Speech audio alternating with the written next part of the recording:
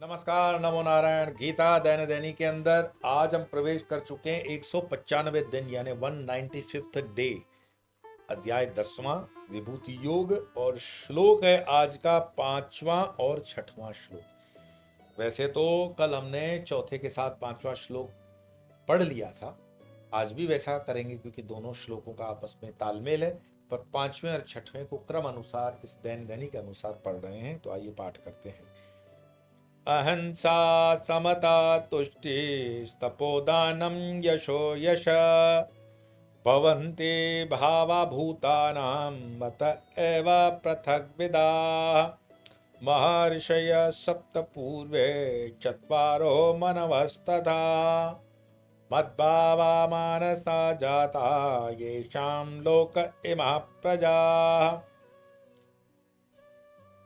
कल हमने देखा चौथा श्लोक इसके साथ था। बुद्धिर ज्ञानम सम्मोह क्षमा सत्यम तमः शमः सुखम दुखम भवो भावो भयम चाभयमेव च अहिंसा समता तुष्टि तपोदानम यशो यश भवन्ति भावा भूतानां मत एव पृथग्विदा।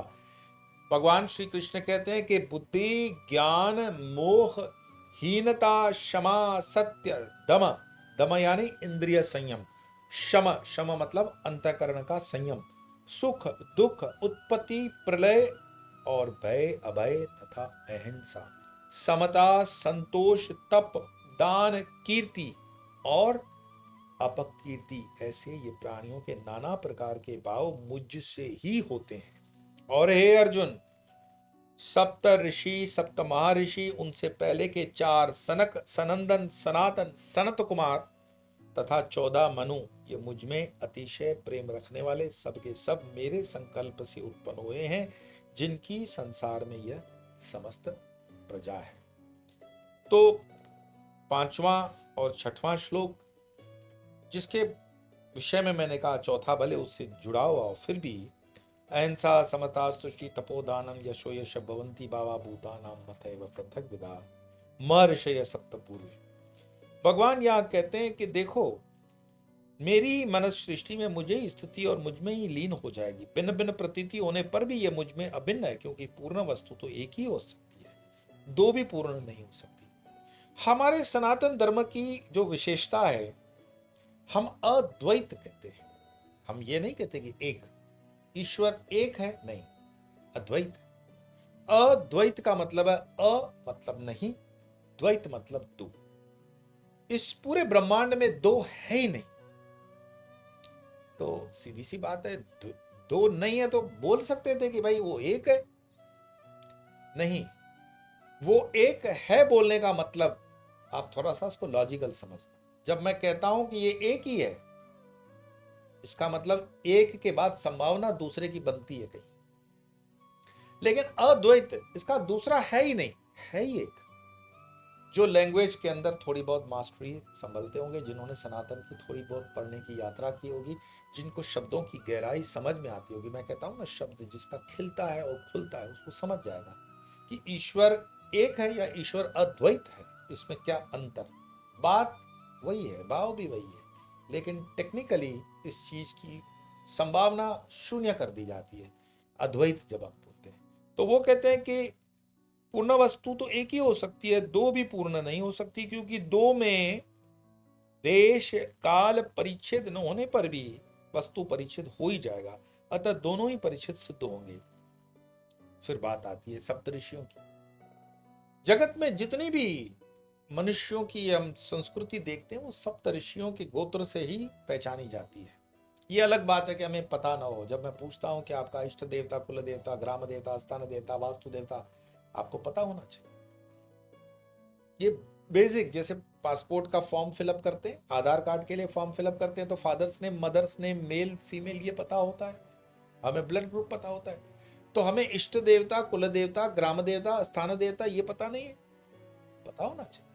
ये बहुत साधारण सी बात है, कोई दूसरा आपको बता भी नहीं सकता, आपको खुद ही बहुत जानने में बहुत सरल है ये। और उसमें ज्यादा करके मेरे पास प्रश्न भी आते हैं कि पिता माता ने ध्यान ही नहीं दिया। तो इष्ट देवता का मतलब है जो मुझे निजी तौर पे पसंद है। तो वो हनुमान हो, देवी हो, शिव हो, कोई भी जो आपको निजी तौर पे पसंद है, वो आपको इष्ट देवता पसंद है, वो इष्ट देव। इष्ट देवता। कुल देवता कौन?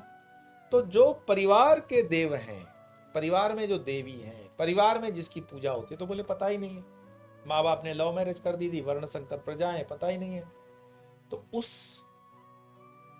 परिस्थिति के अंदर कभी ना कभी आपके कोई ना कोई पूर्वज 7 पीढ़ियां पहले भी किसी जगह पिंडदान किया होगा, हरिद्वार में या फिर पुरी में या फिर ब्रह्मा जी के मंदिर राजस्थान में।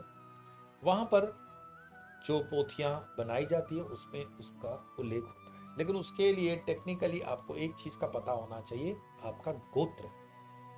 अब उस गोत्र में भी क्या होता है, जैसे मान लीजिए सप्तऋषि के गोत्र हैं, तो इसका भी टेक्निकलिटी समझ लीजिए कि सप्तऋषि कौन। तो भिन्न भिन्न मनवंतरों में भिन्न भिन्न सप्तऋषि होते हैं। इस मनवंतर के सप्तऋषि हैं मरीचि, अंगिरा, अत्रि, पुलस्त्य, पुलह, कृतु और वशिष्ठ। ये इस मनवंतर के सप्तऋषि हैं। बाकी कभी कभी चेंज भी होते रहते हैं, क्योंकि मनवंतर चेंज हो गया। हमारी गिनती कोई 2000 वर्षों की गिनती नहीं है, हमारी गिनती कोई 1500 वर्षों की गिनती नहीं है, हमारी गिनती मनवंतरों की गिनती है। कभी भागवत को आप खोल करके देख लो, नहीं देख सकते हो तो कम से कम गूगल करके देख लो कि सनातन धर्म के अंदर गिनती जो मनवंतरों की है, युगों की है, कितनी कैसे हजारों वर्षों की परंपरा हम चला रहे हैं। और उसमें एक एक को डिपार्टमेंट में एक एक नाम है, जिसके नाम से फिर पूरा का पूरा वृक्ष चलता है, फैमिली ट्री जिसको कहते हैं। और उस फैमिली ट्री के हेड में आएगा सप्तऋषि का नाम। उसमें हो सकता है कि हमारे गोत्र से उपगोत्र हो, उपगोत्र से भी उपगोत्र हो सकता है, हम भूल भी गए हो, कोई बात नहीं, कहीं ना कहीं उसकी जानकारी होगी। और उसमें फिर जानकारी वही बताने वाला पंडित या ब्राह्मण आपको बता देगा कि आपका कुल देवता ये है।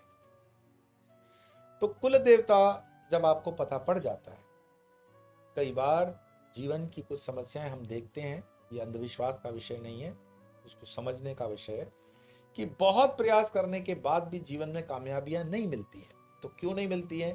क्योंकि कुल के जो देव हैं, कुल की जो देवी है, वो उसको पर्याप्त पूजा नहीं मिल रही है, नाराज है, वो दुष्ट है, वो संतुष्ट नहीं है। आपने नहीं भी जानते हैं, कुलदेव नहीं भी जानते, तो मैं कहता हूं उसका निराकरण ये है कि उसके नाम पे, हमारे कुलदेव जो भी है उसके नाम पे कलश की स्थापना कर दो।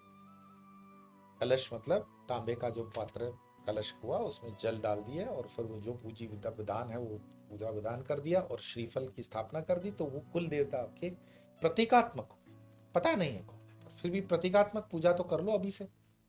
और फिर खोज खबर करना शुरू करो, आप उनको निवेदन करो कि आप हमारे कुलदेव जो भी हैं, तो किसी मार्ग से हमको पता चले कि हमारे कुलदेव कौन है। तो पता पड़ ही जाता है।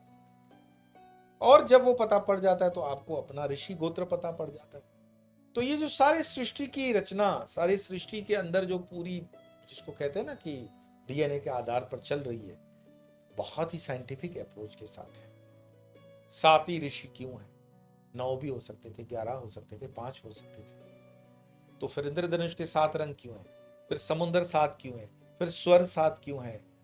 ऐसे बहुत से प्रश्न आ जाते। ऐसे प्रश्नों को जब आप उलूल जुलूल दिमाग के अंदर आपके, मतलब जिसको कहते हैं ना दिमाग की दही करना, और दही से मक्खन निकलेगा, मक्खन से घी बनेगा। यही तो चिंतन मनन है कि आप अपने आप को चैलेंज दो, अपने आप के लिए एक आगे प्रश्न खड़ा करो, जिज्ञासा खड़ी करो, तब तो पढ़ोगे। लेकिन हमें क्या चाहिए? Readymade food. मैं बैठा हूं, उसको पूछूंगा, तुम जवाब दे दो।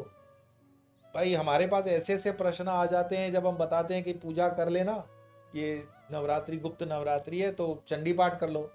तो चंडी पाठ सुबह करें कि रात? तो भाई कभी भी कर लो। तो उसमें मतलब जो लिखा हुआ है उतना करें कि बीच से शुरू कर सकते हैं? न्यास करना जरूरी है क्या?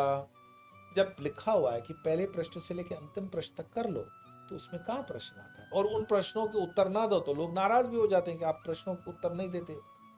25-25 हजार अगर प्रश्न आ जाए तो उसको संभव नहीं है उत्तर देना, और ये कोई प्रश्न भी नहीं है। ये ऐसी छोटी मोटी चीजें हैं जिनको आप स्वयं से समझ सकते हो और उसको पकड़ सकते हो कि इसका आशय क्या है, और खुद से कई चीजें लर्न करनी पड़ती है, अर्न करनी पड़ती है।